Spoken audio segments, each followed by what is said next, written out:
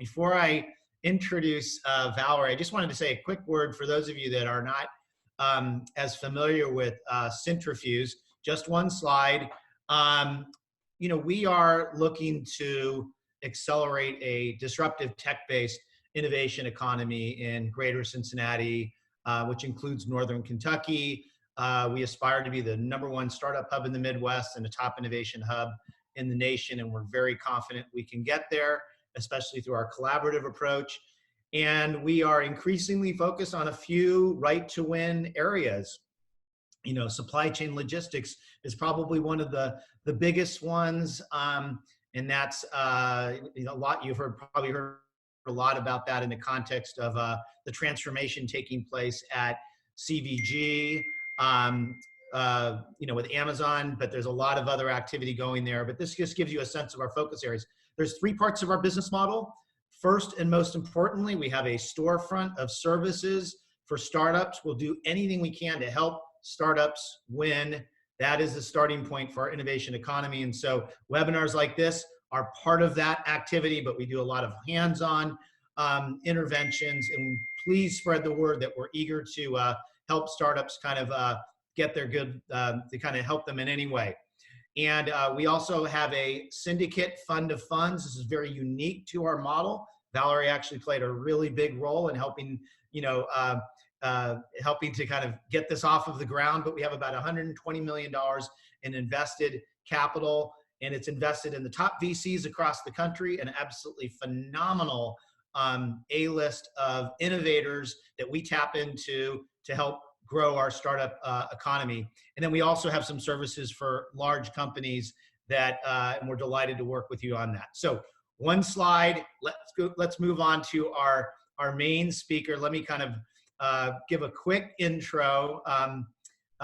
First off, in my capacity as CEO of Cintrifuse, Valarie is technically my boss, and she's been, I'll give her a public shout out for just being an incredible champion of our team, of our innovation economy.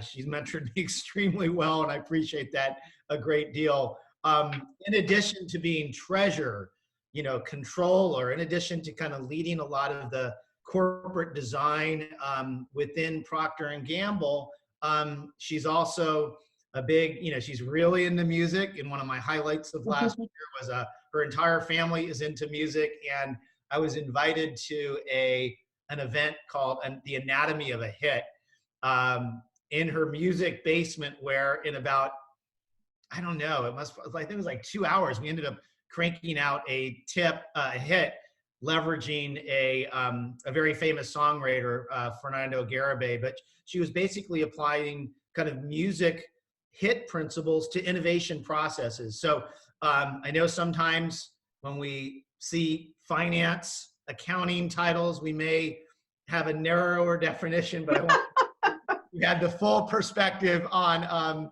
Valarie. She's going to talk about a topic that is so urgently important and timely. It's something that I, as the CEO, am thinking about constantly, but the stakes are really, really high for the small companies and the startups. And we thought this would be a great opportunity to tap into her fantastic wisdom in this area. She thinks about it all the time. And again, to my earlier point, she kind of brings both big company and startup perspective to the table. Please send your questions. We'll be moderating them. She'll pause every once in a while. So let's make sure we kind of fill the Q&A lines. Without further ado, Valarie, thank you for being here. Thank you, Pete. And it's wonderful to be able to be with you virtually. Sorry that we can't see each other, but I think it's important that we stay safe and healthy. And I hope this finds you and your family safe and healthy. My job as a treasurer for the company is to make sure that in every country we operate, that we have the money we need in the currency we need it in every single day. So I spend a lot of time thinking about cash flow and liquidity along with my outstanding team. What I can tell you though is I'm a little bit more entrepreneurial in my blood. My father was a portrait artist. And so he was self-employed, had no qualms about using child labor, that's for sure. And I'll talk about that in a few stories in a second. My mom was the employee number 3 at what we would today call a startup. Back in the late 90s, we didn't call it a startup, but she was also working very hard to grow a small company as I was growing up. So I feel like that's in my blood. It's sort of continued to permeate through my life with my husband and 2 sons who are both musicians and therefore 1099 employees and self-employed entrepreneurs. So I hope in my talk today, I can talk a little bit about perspective that I've learned from the big company, but also experience that I've seen in the small companies, both that I've worked with at Cintrifuse and in my own personal experience. And I can tell you straight out, there's not a lot of difference. The numbers on the page may have a few more zeros, but the principles and the concepts are exactly the same. So what I want to talk to you about today is really a few things. First, I'm going to spend some time talking about the importance of what should have happened before you face a crisis and what you sort of need to do during the crisis, once the crisis hits. So we'll have a section on that. The next section will be about managing your business for cash, and we'll talk about reducing costs and increasing revenues. Pretty simple. And the third will be about financing options. And don't worry, I promise I'm not going to go into derivatives and hedging and all kinds of complicated things. It's going to be pretty plain vanilla liquidity options. And then we'll conclude with sharing some resources that are both available through Cintrifuse and other places that maybe you can go to help. I want this to be a dialogue. I know I won't be able to answer probably all the questions, but I'm only an email or a phone call away, and I am here to provide whatever help I can during this hour, but I want you to know that that help continues for our community as soon as this webinar ends. So let's talk, if you could go to the next slide, Catherine. Importance of cash. So I don't think I need to spend a lot of time on this. I sort of think about it as if cash is our lifeblood, probably maybe employees are the heart, IP is the brain, but none of that can work if we don't have a good flow of money coming in and out. And you guys are familiar with, financing, how we get loans, and we're going to talk about that a lot later because that can be a source of funds during this crisis. And then we'll talk a little bit about operations and how those operations might need to change. So cash is what it's all about, especially in the short term. All right. Next slide. Let's talk a little bit about what we hope we have in place before the crisis, right? And there's no time like the present to start building these things if for whatever reason we find ourselves not quite sure on some of them as the crisis is hitting. But clearly knowing your strategy, understanding and developing a network. All of you are in business and understand how important that is. We'll talk in a minute about how important it is to really leverage the network during times of change and crisis. Bob Johansson on his webinar just a week or so ago talked about really understanding your strengths, but also sort of operating by understanding what are your biggest fears. And if you know what your biggest fears are, kind of in a healthy way, it can help you understand where the business may not be going so well. So understanding both your strengths and weaknesses, or strengths and fears, is really important, obviously. And then your liquidity and your credit history. So by liquidity, really what I mean, very simple, is cash in needs to be higher than cash out. And that means every day, every month, every 6 months. So timing is incredibly important when you're thinking about liquidity and cash flow. So those are some of the things we hope are in place before the crisis. If we could go to the next slide, we'll talk about the crisis hits, right? Now, I don't know about you guys, but I never saw this coming. I was on a literally around the world trip in end of January, beginning of February. I hadn't gone to China, but I had been in Singapore, and I was aware that these things were coming and that there was an issue. But you know, I lived in Asia during the SARS epidemic. So I kind of viewed this as similar to that, although I did have this question in my mind, like, wow, this must be a much bigger deal. Otherwise, China would not be walling off huge, massive cities. But I must say, I didn't think it would happen the way it's happened. And I bet you all are feeling that way too. So now what do we do? I think what I did as the treasurer of P&G is went through a bunch of scenario planning. So that's the next slide. And that scenario planning, I looked and I did what every good presenter does, right? I go on Google and look and see what might be publicly available, and I see all these slides that would show, you know, a million ways you can do scenario planning, and very complicated frameworks and questions and all that kind of stuff. And I didn't do any of that. I just went to some very simple things. So the next slide. For scenario planning, let's face the facts here. There is no way that any of us know exactly what's going to be happening over the next little while. No way. And so if I think about scenario planning, it's kind of difficult to figure out where to even start, right? So I'd say the first thing you have to do is figure out, where are you right now, right? What is your cash flow situation today? What's going to happen in the next 30 days as far as bills you owe and revenue that might come in? 60 days, 90 days. Understand what the current plan is before the crisis. Then step back and think about what I call framing the ends. And framing the ends means that we are looking at, you're never going to know exactly what the scenario is going to be. So you sort of sit back and you think to your mind, well, what is the best thing that could happen, right? What is the worst thing that can happen? Now, most of the time people think about scenario planning as looking at that worst case. And that is important. And it's important that before the crisis hit, you sort of understand what your worst case and what your big fears are, so you can look at that. But then on the other side, you want to be prepared for success as well. And often, especially finance people, we're always conservative.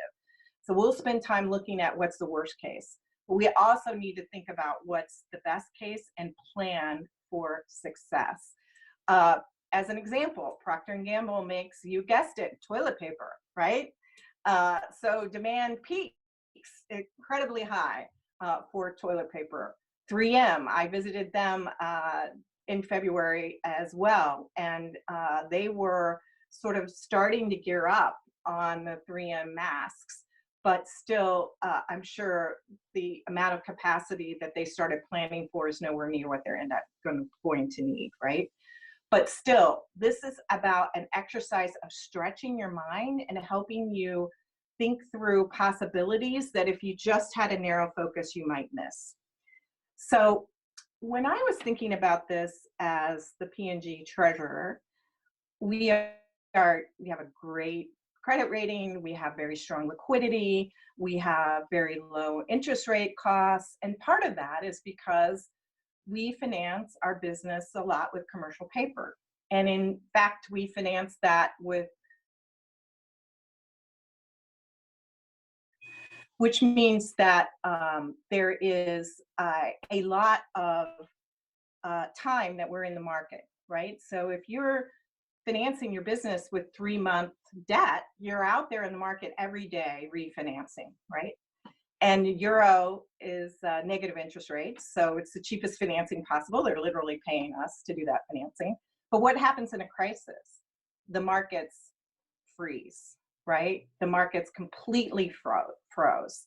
And so what do we need to do? We need to look at, okay, if I can't get that 3-month financing, what do I need to do? And like many other corporations and many small businesses, we went out and refinanced and got longer term debt. So as I was looking at that and thinking about those scenarios, I really didn't know how long the markets were going to be sticky and not functioning in the short term. So I sort of flipped the question around, and I found this to be a very helpful process.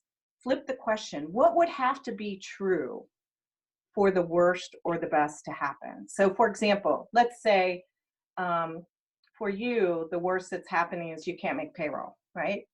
And so you can't make payroll. What would have to be true? How much would your revenues and your cost, how much would your income have to go down, or your cash flow have to go down for that to happen? Then you can start wrapping your mind around, how do I avoid that from happening? And so this scenario planning, like I said, I guarantee we did probably 15 different scenarios, maybe more. We tried to look at, best, worst, middle, the 3 months, 6 months, 9 months, 12 months, right? At the end of the day, I guarantee not one of those scenarios is actually going to happen. Not one. But the good point about going through that mental exercise is I now know what the drivers are. I now know what the issues are, and I can do a much better job real time figuring out what do I need to do when I face different issues in the marketplace. And that's the whole point. So I'll pause there and see if there's any questions for me. So Valarie, we got a couple questions from some fantastic contributors here. First from Swetha Pai, who a very esteemed entrepreneur in our local ecosystem. Could you please talk a bit about break-even cash flow analysis? How should we think through that, particularly around managing working capital in these tough times? Yeah. So we'll talk about that a little bit more in my next section on managing your business for cash.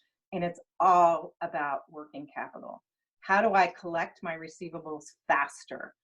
Maybe I give a discount to customers if they pay me in 10 days versus if they pay me in 30 days. How do I keep my inventory low? How do I get maybe a deposit on an order prior to getting the inventory so that I have some cash to fund that inventory? How might I get some financing for the inventory? So accounts receivable and inventory, incredibly important. Payables. How do I collect my revenue faster, but how do I pay my bills slower? That's the game as far as trying to stay alive. Now you have to do that very transparently, and you have to do it in a way that works with your creditors. But many of them are as interested in your success as you are, because they want a long-term relationship with you. So there will be some, if you have good networks and you have those good relationships, you'll find that some of those partners will be able to work with you to stretch out those payables. And we'll talk a little bit more about that in the next section. Great question. Swetha, always ahead of the curve. Yeah. Here's a question from someone who, when I posted this to my LinkedIn page, she immediately responded and said, Valarie Sheppard, best boss ever. And that's the one and the only Ann Mooney. So she asks, who did you collaborate with on this scenario planning? Who was in the room? I think she's curious about the we factor.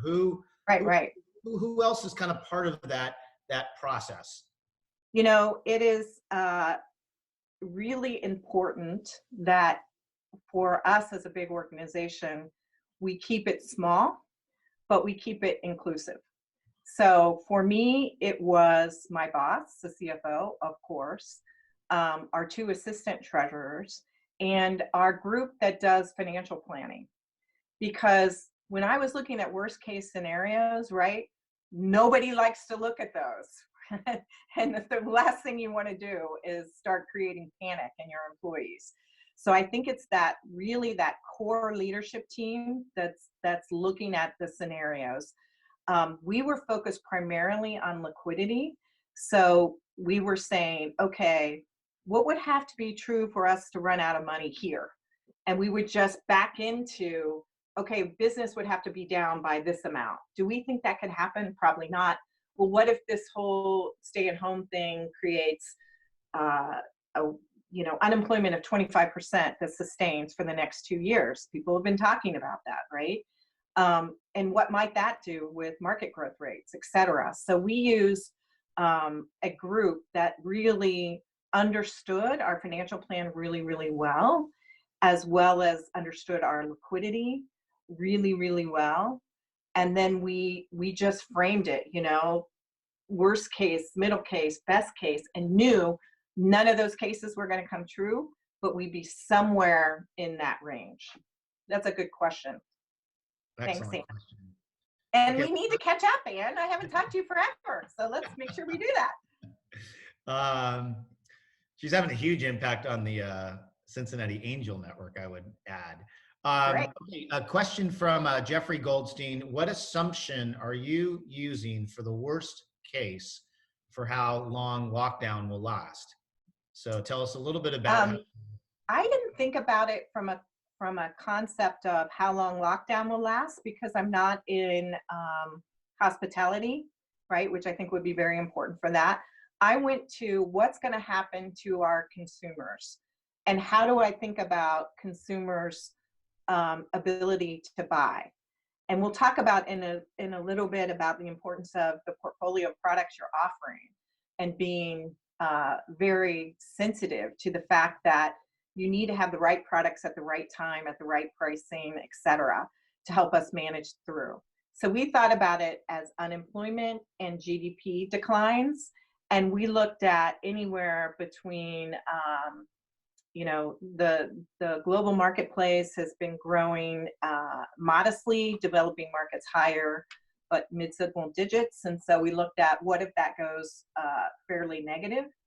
And then we looked at what if we're just about flat? And then what if we are able to eke out a little bit of growth on the high side? Excellent question. Okay, another one from, another esteemed participant, played a big role in P&G's digital and e-commerce future, FD Wilder. Is the scenario planning done at the enterprise level, category level, or region level, or all three? All three. So first and foremost, as a treasurer, we manage that at the enterprise level. So my scenarios are done at the enterprise level, but then even in my view, I have to think about it in countries, regions, et cetera. So you have to break it down. But I wouldn't go too crazy on doing scenarios at every single level, because it's really just a framework to expand your thinking, as opposed to here's my new plan, here's my new plan, here's my new plan, because you know that there's so many unknowns. So the scenario planning is there to prepare you to make the right decisions as the new facts face you in real time. Does that make sense, Pete? No. Great response. Okay, we'll knock off two more. Because especially in small businesses, you're coming up with decisions every single day that are changing and pivoting, and so you're trying to get your brain like a set of factors that are going to help you think through when you're in the moment. Okay, for example, if I'm in the moment and I'm not and I'm seeing that the market assumption for commercial paper is taking longer than I thought, then I know, okay, I need to get some longer term debt. When can I do that? I know when my next window is, et cetera, et cetera. So it's helping you get ready for what's going to be a lot of real time decision making. Okay. Sean Fagan, I see you in the queue, but I'm going to get you in the next round because I think it's germane to her next section. Let me move to the next question. Valarie, what advice can you share for bringing your operating teams on board to be a force for improving cash planning and results? And this is something I'm thinking about too as well. Like, how do I build a community of, cash flow management? Right. So I think the first step is something that hopefully you've done pre-crisis. But as I said, even if you haven't, it's never too late to start. And that is that you have metrics that measure your operating team on how they're doing on working capital and cash flow. And that's important for every company. And you need to have those metrics in place.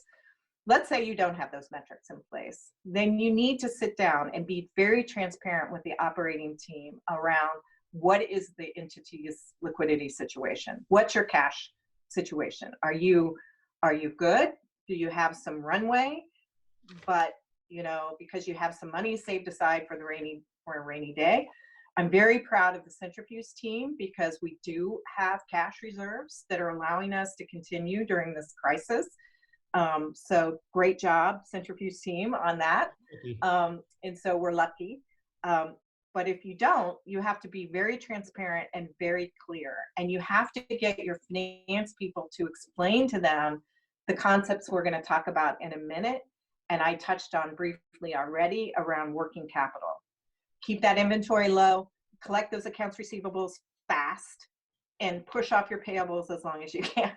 That is the key to survival. Okay, well, let's get one more question before we move to the next one. And this is from our Cintrifuse's esteemed analyst and startup router and matchmaker, Ian Frampton. And Ian asks, how should startups think about new business development partnerships with corporates, and where does this fall into scenario planning as corporate goes through their financial modeling? And I think what's interesting about this question is that, it's almost like where innovation and crisis kind of have to balance each other. Well, crisis is the mother of invention, right? Or necessity. But I can insert crisis or necessity here, I think. And so certainly companies have big innovation challenges, and we need access to ideas that can solve those challenges, right?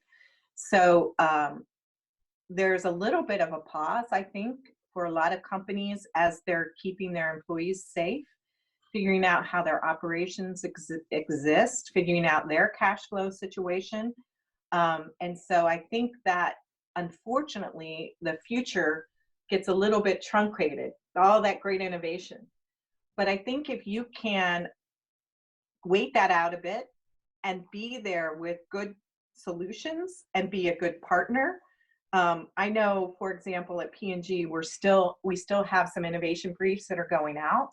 We haven't stopped that work, and there'll be opportunities that way. And so it didn't really play into my scenario planning per se, because I have kept that at a very high level. But what I will say is that as consumers' needs change, then new solutions need to come. So e-commerce exploding, right? What innovations do you have that can help us reach consumers so that a virtual shelf is as experientially, and I know FD is sitting there going, yay, Valarie, because this is what he pushed on, is as enticing as a physical shelf, right? As an example. Is there a way to create that one-on-one relationship with consumers? Those solutions are going to be really even more important than they were in the past. Solutions that could help you work from home and solutions that can help you keep employees safe. All of those are ripe. So you have to be very attuned to what corporates might need and what would be on their mind, and pivot to provide your services to meet those current challenges that are new and are going to be here for a long, long time. Great question. Great question. And Valarie, you're very popular with the Q&As, but we're gonna pause. Okay, let's forge ahead. Maybe I can we're going to talk about the art and the science of accounts receivable and all that. Well, it's pretty simple, actually. If Catherine, you could show the next slide, which is managing the business for cash. And we're going to talk about two things, really: increasing revenues, and then we're going to talk about decreasing costs. And I'll tell you a couple of stories about product lineup first. So, of course, increasing revenue, how do you sell more? And this is where I think my experience watching my mom and her startup was very helpful. So my mom is a writer, and she was editor of our local paper. And so she was invited to be employee number 3 at a very detailed reference checking firm that would create these very detailed reports for companies that were hiring high-level executives. Uh, she did this in a town of about 5,000 people where there are more pigs than people.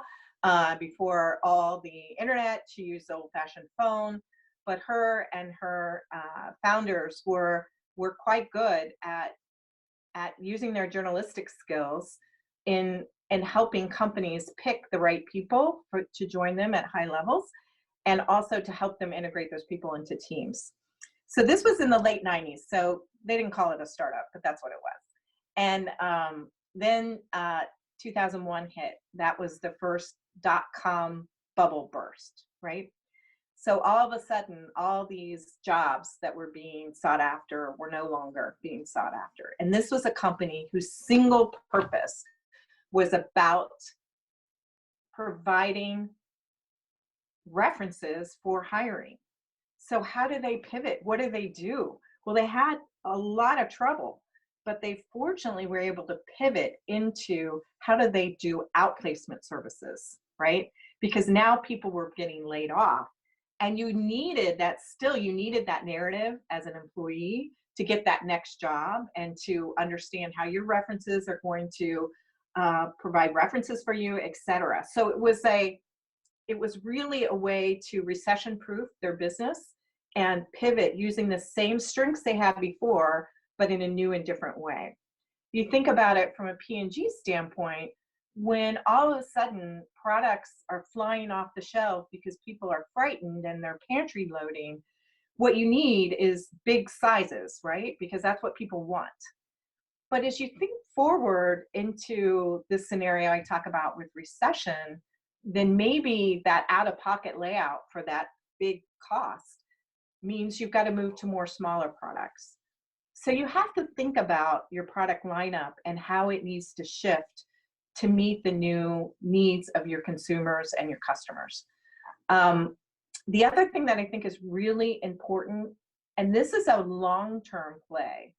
So let's assume that you have some of the money saved in the bank. Your liquidity is pretty good. You still need to be thinking about how you increase revenues. And one of the ways you can do that is figuring out, how do you help? How do you help the community? How do you help our employees? How do you become self-sufficient on any kind of PPE that you need to keep your employees safe? So P&G, a little commercial, I can't help it, for P&G is we're doing a lot. We call it Force for Good, where you may have read about it. We're making our masks, we're making hand sanitizers, and we're making those to keep our own employees safe and our operations running. But we're also doing that to donate back to the community. And so I think that for your employees to believe and have their hearts pulled for your enterprise and for your community and as your responsibility, you need to think about how you as an enterprise are helping everyone. I think that's really important. Other just tips and tricks on revenues and increasing them: adjust your pricing. So I was an early adopter of Clear. Clear is where you can use your fingerprints or your eyes to get through the airport lines really quickly. And I got this great deal from them in my email. I could get 3 more years of a subscription to this for the price of 2, like an extra year, which I immediately thought, great deal. And I handed over that cash. Now, unfortunately, Clear actually went bankrupt. So that was their last-ditch effort to try to get as much cash as they possibly could. But it's a strategy and it can work. Think about, how do you get, if you're a subscription business, how do you get people to subscribe for longer and maybe give them a discount? How do you get them to take on more with a discount? And that'll increase your revenues in the short run and can help you. We talked already in one of the Q&As about collecting receivables faster. You can give, a 2% discount. You won't get as much money as you were going to get, but you'll get it faster. And when you're thinking about cash flow, timing matters. Because remember what liquidity is. It's all about having more cash coming in than you have cash going out. And so even if you have to take a discount, it's really important to do. Now let's talk about the other side of this, which is decreasing costs. Next slide. Of course, you need to cut your non-essential spending and you need to postpone your big ticket items. That's obvious. You need to keep inventory low, low, low. Think of inventory. Like when I think about inventory and I do plant tours and I look, what I see when I see stacks and stacks of raw materials and stacks of inventory sitting in a warehouse is, instead of those boxes, I see dollar signs. I see bills and coins, because that is cash just sitting there. So it's not working for you if it's sitting in inventory. So try to keep your inventories as low as you possibly can. I mentioned this already in the Q&A, but this is where you can ask for people to give you some upfront money, deposit, that sort of thing at the beginning of an order, so that you have some cash to help finance the raw materials you need to make that inventory. Using your network. This is so important. And this gets a little bit to Ian's question on how can you work with another company. Barter, consolidate. Who are companies that you can work with? My dad, as a portrait artist, he needed space, right? So he needed to rent space, and he did that in shopping malls. How did he get space? He did pictures for the mall manager, and guess what? He was able to barter drawing portraits of a family of the manager to get space in the mall. He also had to travel a lot for his business. So he got this idea, he's quite a smart man, that he could get maybe a small plane, and that would reduce his travel time, but he had to learn how to fly the plane too. So he found someone that would give him flying lessons for portraits of their family. So he really was scrappy, as many of you entrepreneurs are, and he figured out ways to partner with other companies to get what he needed in a way that was win-win for both sides. Maybe that is you're a company that does web design. I'm making it up. And maybe you need IT support. Maybe you do web design for some IT company and they give you some IT support. Maybe you think about assets you can sell. Like, you own a building, you're working in that building, maybe you could sell the building and lease it back. That's another way to potentially get you a bunch of cash now. Might increase costs going forward, but you've got that influx of cash now that can help save your business and help you make payroll. So those are a few ideas of how you think about it. I love there's a really important principle here that, and again, I think sometimes we put finance and accounting in a particular bucket when in fact, creativity is so important to kind of managing cash flow. Just this morning, there was this incredibly inspiring article in the Courier about a creative program. P&G was involved, Main Street Ventures, 3CDC, where they kind of offered a bit of, people agreed to spend money in OTR, which right now is largely closed. They would kind of create a match, but it was a creative way of just getting cash in the hands of these businesses, knowing that eventually business would come around, but you need the cash early. And so I would encourage everyone to just look at these examples being pursued. Some of them can be reapplied, but we're certainly thinking a lot about this from a Cintrifuse perspective, but you're gonna have to be, I think the point was right, and I love the example of your mother's business.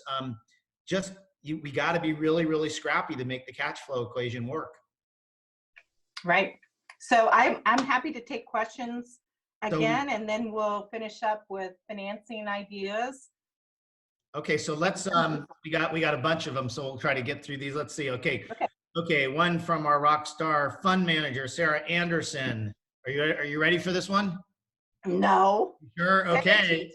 Sarah is I could not answer this one. I would have to run for the hills. Okay. All right, given the scenario planning, how do you determine which scenario to start solving for, and how do you reconfigure the scenario planning? the kind of the iterative process, kind of a build Yeah. on an earlier question. Yeah, you keep it alive, and I think you only keep you sort of take your scenario planning and then you say, what are the most critical factors? Like for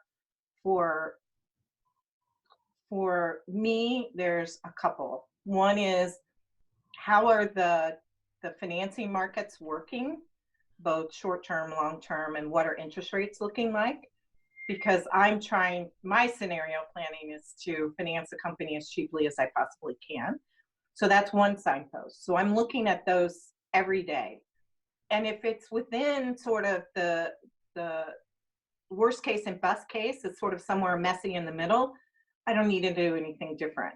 But if it starts to go outside of one of those edges, then I think, okay, I need to rethink the plan and make a change. And I know, and so that's one example of a signpost. Another might be, what are your order rates coming in? What's your backfill of order rates coming in? You start to see that reduce more than your worst case scenario.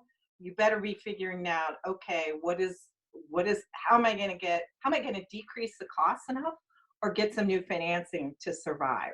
So you find out what those 3 or 4 levers are and you watch those daily, and then you adjust as needed. Outstanding. Now here's, this is a tricky one. This is from Sean Fagan. Your thoughts on how to balance customer needs versus cash needs when at-risk customers are asking for an extension in terms? Very, very tricky. This is probably the trickiest one, right? We at P&G are fortunate in that pre-crisis, we were able to set up something called supply chain financing. Basically what that means is if P&G owes you money, you have a receivable from P&G, you can basically sell that to a bank. The bank will give you the money right away within 10 to 15 days. The bank will hold on to that payable, but really the credit risk they're taking is not your credit risk, it's P&G's credit risk. P&G has a very high credit rating, so that's an advantage to our suppliers. We had that program set up. Not everybody was taking advantage of it. We have very long days, payable terms. And so if someone comes and says, we need the cash faster, we have a ready-made solution. Here is a bank that will basically pay you earlier, and we don't have to get the money out. So we find a banking solution for that. That's something we thought about to manage cash flow well before the crisis. Let's say you don't have that sort of process available to you. Then I think you have to be very, very careful, because you have to understand, if I give this person this help, how do I treat the rest of my customers fairly, right? You have to think about the importance of it over the long run, and you have to make a judgment call. Now, there are lots of tools that finance people can use to look at the financial health of that entity, and they should be able to open the books if they're asking for help and wanting to take longer to pay. This is the same if you're asking a creditor to extend your payables. You better be ready to open your books and say, I am solvent, I just need longer, here's what I need to do, and here's my financials. You need to ask that of the customer as well if they're asking for additional and longer terms. And it may be in your best interest. The people that have strong financing going into this, good credit ratings going into this, are going to be the ones that have the most flexibility and are likely going to be the ones that survive. So that's just, sort of economic physics, I guess. It's just the truth. Yep. That doesn't mean to say there aren't things to do if you don't find yourself in that situation. But I think that you've got to be very, very careful before you give your customer additional time, if that's going to put your own enterprise at risk. Great, great response. And by the way, we're going to send a survey afterwards, and there will be a couple verbatim areas. And if you want to give Valarie some input on how she's answering the questions, I'm sure she'd appreciate the feedback. Uh-oh. So now here's another. Okay, this boy, they're getting trickier. Okay, Doug Collins asked, did your scenarios take into account the possibility of key employees or many employees being out on account of being infected and recovering from the virus, and thus plants going offline? Of course. Of course. Yep. And it's something we're doing. Our number one priority and is to keep our employees safe. And I'm proud of the company and what we've been able to do in that regard. And that does have additional operating costs, obviously, for cleaning and reducing the number of people and so forth in one physical location. But that's absolutely important to think about. It's important to think about, which plants. I mean, we have plants all over the globe. And so at any point in time, some plants are in areas harder hit than others. So that is a constant look and a constant input for sure. Outstanding. Let's see here from Saeed. How to ensure the cost of putting together the tools to face a crisis is worth it? Boy. That is hard. As I think about going out for longer term debt, it's more expensive, right? And so I remember thinking to myself, man, am I going to look really stupid like 3 months from now when the markets are all working well and this is all behind us? And you gotta, and where we came down with is, of course, thinking about this is all about, there is a cost for insurance. This is really about insurance, right? How do you protect yourself? And that does come with a cost. And you will be wrong. You just don't know how wrong you're going to be. So if you're thinking, okay, I figured I'd rather look stupid than find out that I didn't have the right financing in place for the company and that impacted the company's operations in some negative way, right? That's the trade-off you're willing to take. And so you have to use your best judgment and close your eyes and go. Because in this time of uncertainty, like I said before, and I'll say it again, I don't care how many scenarios you make, none of them are going to be what actually happens. Not one. It's all about opening your mind, thinking about the possibilities, trying to figure out what the key drivers are so that you can operate in real time. Hindsight's going to be 20/20, and you will make mistakes. You just want to make more choices that are not mistakes than are mistakes. And there is no formula that's going to tell you whether it's going to be worth it or not. Valarie, there's quite a few tweetable tweets in that last comment. Okay, let's take another one last question, and then we'll let you finish the slides, and then we'll catch a few more questions. Here's another really good one from Ann Mooney. Not again, Ann. Oh, no, and I'm sure she's going to take this all of her Queen City Angels clients, but this is a good one. So, say more about how startups should be thinking about pivots during these times, possible saviors or distraction. I think that this is just Valarie's opinion. This is no official P&G opinion or Cintrifuse opinion or Federal Reserve Bank of Cleveland opinion. This is one person's opinion. I believe this is going to be with us for quite some time. I don't think things will ever be back to the way they were before. I think we need a vaccine and we need a lot of testing, and I think that's going to take time. So I really do think you have to think about your business as this is not, let's just hold out till this goes away. This is a new reality. So whatever today is day one of that new reality, or maybe it's day 31, because I've been working from home for 31 days now, but it's certainly the beginning of a new reality. Trends that are happening are going to continue to happen. Things like e-commerce acceleration, things like people being more reticent to travel and to travel globally, things like big events where lots of people are crowded together are going to be frightening for people, regardless of what the rules the politicians do.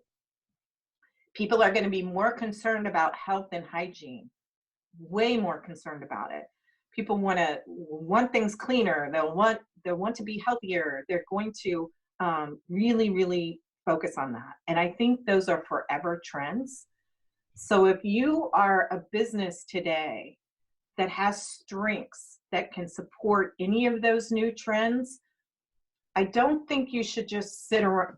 This, again, Valerie's opinion. You shouldn't just sit around and wait for this to all be over, because I think this is so fundamental and so global and so scary that you need to think about the new future. And I know that sounds a little dramatic, but I really think you've got to get in that mindset to survive. And if you've got strengths that can play to that, I would be pivoting.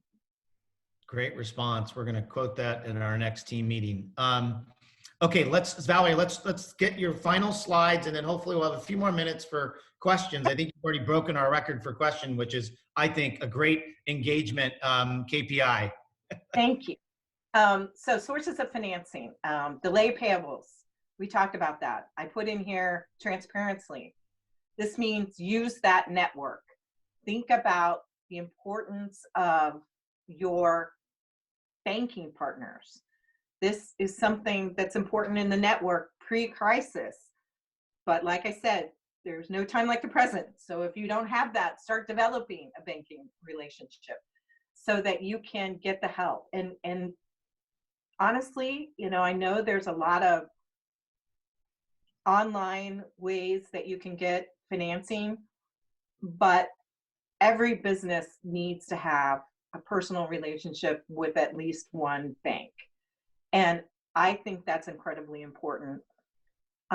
We, at our executive committee meeting for Cintrifuse, we were hearing from one of our banking board members who was saying, look, if you're going for PPE, which is the payroll protection program from the government, do not go to someone that is not currently your bank. Why? Because there's no way you're going to be able to get your application in on time, because the banks have responsibility. They have all these know your customer rules to make sure there's no laundering and so forth. So having those personal relationships is incredibly important with a bank. But landlords want to keep you as a tenant. They want to work with you because if you're successful, they're going to be more successful. So don't always assume that the person on the other side of the payable that you have is not on the same page as you. Yes, they have their own needs, but they're more interested in you succeeding than you might realize. So use those, but never, never, never just not pay. Sometimes, you stick the bill in the drawer. I have 20-something-year-old sons who have done this, and they think that bill's going to evaporate. Worst idea in the world. Do it transparently. We talked about prepaids and down payments. I mentioned already sale leaseback arrangements. This is really a form of financing. If you own a building, you can sell it, get the cash up front, and then lease it back. It's a way to get some upfront financing from an asset you already have and you don't have to move. We talked about factoring receivables. We talked about giving a discount to get someone to pay you faster, but you can also sell those receivables to to a bank. Now, let's say it's $10,000 of receivables. You're not going to get $10,000 for it. You're going to get some kind of haircut. Maybe you get 10% less. But the point is, you're getting the money now. And if you're really understanding liquidity, it's about timing. Money in now versus money out. And it's got to be, you know, more money in than going out. And that may be one way you can get money accelerated in. And of course, right now, there's tons of government support out there. PPP is something I know you're all reading about. The SBA has loans available as well. It's important to get smart on those. I know that in some cases, the application process is murderously hard and painful, and you sort of are sending all this data into a black box and you don't know what's coming out. But I think that it's really important that you try to take advantage of these. They're there for a reason. They're there to support the economy, and you are a critical part of the economy, so you should definitely be taking advantage of these opportunities. I would, if I was an entrepreneur, for sure, before I let my business go under and my employees down. The next slide, that's kind of a negative place to stop. We are talking about cash flow here. So if we think about local resources, there's a list here. My number one tip is John at Cintrifuse.com. John is, Steger is our go-to guy to help entrepreneurs. So please, that's your first stop shop. But he's added a few things on here as well. I should have added my name as well as a local resource, Pete as a local resource, Sarah as a local resource, even Ann Mooney is a local resource. So there's a lot of people on this call. And honestly, we're here to help. And so those were my slides. I'd love to take a few last questions. Well, I think we'll squeeze in one more question, but I want to just do a quick commercial advertising and for what I think is going to be a fantastic session next week or week after next. Is it next week? With Sarah Anderson, our fund manager, and Francisco Gomez, who also works on the Cintrifuse Fund. It's going to be fantastic. They know the subject. They're working with startups all the time on funding connections, and they also have this incredibly unique window into 26 of the top VCs in the world who are sharing data in real time about what's working and what's not. So you'll definitely want to tune into this, and we'll continue to take a lot of questions during this. So take advantage, and there's a whole bunch of other programming. Let me kind of close with, I apologize if I didn't get to everybody's feedback, and please remember, within minutes of this, you will get a survey form, fill it out, be as detailed as you'd like on the verbatim section. Valarie and I will be really taking it to heart as we try to develop the best possible programming for entrepreneurs. But here's a final question. This has been so helpful. Thank you. Just before the crisis, I was at a crossroads with my business and retained a business coach to get me back on track. Although this is a terrible crisis, it's actually provided me with the pause I've needed to get, quote, my house in order. That being said, what are the two main areas I could focus on as I'm not a startup, although I'm starting over, i.e. securing financing, infrastructure, et cetera? Thanks so much. So I'm really glad that I got this question, because there was one point that I wanted to make that were in my notes, but I failed to make, and that is taking the opportunity to learn from a crisis. I don't think the way we work is ever going to go back to the way it was before this crisis. I think we'll be much more flexible. I think we're finding many business people I talk to are saying, I have more time to think than I did before. I seem to be getting things done more efficiently. Decisions are being made more quickly. How do we bottle that and make sure that we retain that productivity going forward? So thank you for asking that question. And I'm really glad that you're taking time and a pause to think and reset. I guess my number one piece of advice is to read and learn as much as you can about the new trends that are evolving, and whatever your company is that you're doing and whatever your business idea, make sure it will fit into the trends that I talked about earlier that I think are going to be around for a very, very long time. It will be difficult to find financing for new businesses now, so steel yourself for that. It may mean that you have to wait a little longer than you wanted to for markets to settle down and for banks to get through the current flood of helping existing businesses. So stay patient. Make sure you know the why of what you're doing. And if that's a strong why and your purpose is strong, then you're going to persevere through this time. And I'd just like to close by thanking Pete and thanking the Cintrifuse team for everything you're doing. I really enjoyed and feel honored to have the opportunity to share some of these thoughts with you. Think about the importance of scenario planning, but don't overanalyze it. Please don't be one of those people that gets in that all those little charts I showed on that one page where you just go through do loops of scenario planning. Frame the ends and move on. It's about getting those signposts to help you. Think about ways you can increase your revenue, decrease your costs. It's all about timing when you're thinking about cash flow, money in more than money out. That's as complicated as my finance vocabulary gets, because that's as simple as it is. And finally, use your networks to help you with financing, with borrowing. Use Cintrifuse. We're here to help. There's so many people that are out there that are willing to help, because it's in all of our best interests that the economy be incredibly strong. And with that, I'll end it up. Thanks.